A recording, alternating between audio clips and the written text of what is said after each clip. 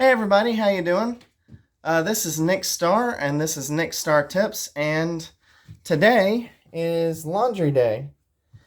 And I wanted to do a very specific video on laundry for several reasons, but I feel like a lot of what I have to say is very important and needs to be said, so I'm going to take this laundry from my apartment next door to the house from the nice people that I'm renting from, and I am going to do my laundry, and I'm going to show you the process and go over a few tips and things like that about doing laundry.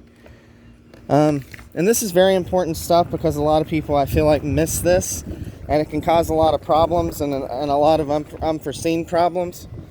And it's something to pay particular attention to. So I'm going to go over this stuff and just tell me what you think. Yeah, give me 1 second.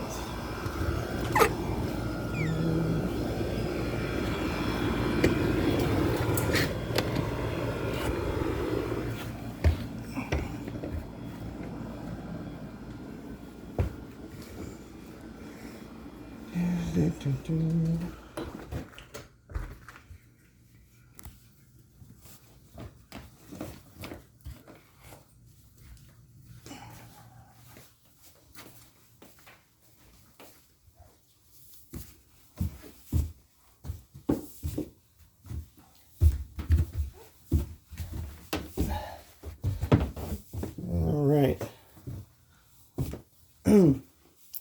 Well, here's the washer and dryer, obviously. And yeah, one of the first things that I do, and everybody should do, is check to see if there's any clothes or anything like that. And if there are, find an appropriate place to set them. So I'm going to look for a place here for a second. And just in the meantime, then you can throw them back in. Once your laundry is done. So give me one moment.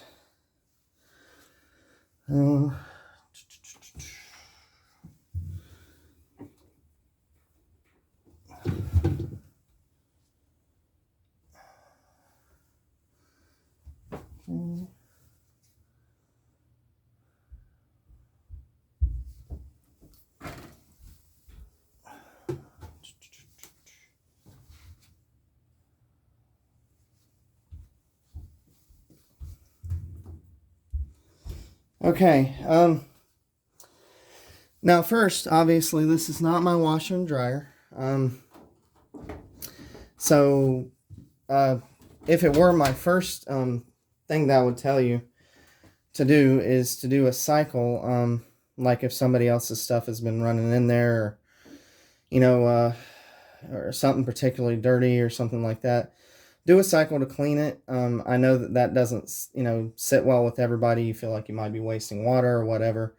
But also bleach it out every now and then. And then also wipe out the dryer with bleach and then water. Because bacteria can form in the washer and dryer and get on your clothes. And other stuff from other people's clothes can get on your clothes and stuff like that, and it can create skin conditions. Possibly eczema. I don't know if it's the same type of skin conditions that can be caused, but I do know that you can get rashes and you can get, red marks and, and I've done some study on this type stuff. And it's worth paying attention to because you might have a skin condition and you don't know where it's coming from, and it could be coming from your clothes, and it could be coming from how you're doing your clothes, and it could be coming from your washer and dryer just not being cleaned, or even someone else's clothes being in there before yours and them being so dirty that basically that leftover bacteria and stuff from those other clothes are still remaining in the washer or the dryer, and then when you put your clothes in after, then basically that bacteria or that mold, that fungus, that whatever it gets on your clothes, and then you're wearing that fungus or that mold or that bacteria, then you get these, you get a rash, or you get, some type of flaky skin, or whatever, and then you have to go to a dermatologist, be like, what is this, or something like that. And then they, basically tell you it's something that's, irritating your skin or something like that. Now, me currently, like I've eliminated that problem completely, because I know how to do my clothes. But I will say that about 95% of people that I've come across, and I'm not really trying to get down on people for this, because, I can understand how it can be overlooked. But, about 95% of people that I've come across don't really know the subtleties of doing laundry, washers, dryers, cleaning them, why we would clean them, what's on your clothes, how to know if your clothes are clean, things like that. So I will say with this video, I am giving tips on how to do laundry, but since it's somebody else's washer and dryer, I'm going to be respectful and not do the whole thing, because normally I would start out with doing a bleach cycle with spare, like a couple of spare sheets or something like that, so it can clean it out before I throw my clothes in. That way, anything that was in the washer before I put my clothes in isn't infected by, like any bacteria or mold or fungus of any kind. And that is the appropriate way to do it, is to make sure that your washer and your dryer are clean before you actually put, your clothes in there, even though your clothes are dirty, because basically you're just asking for that bacteria, mold, or fungus to get on your clothes. And even after the drying, that they get on you, and you're wearing dirty clothes. And I'm going to go into loading the washer and how much detergent to use and stuff like that. And you don't have to buy expensive brands of detergent. You can do your study on that and stuff, but, I buy about not exactly the cheapest kind, but, like I buy this like that. That's enough. It's a good brand, it has enough soap in it, you can, if you do your clothes right, then basically all that soap will get, rinsed out of your clothes. And another thing I should say is I've actually done clothes by hands, a lot of clothes by hand. And I've seen how many times it really does take to clean your clothes. So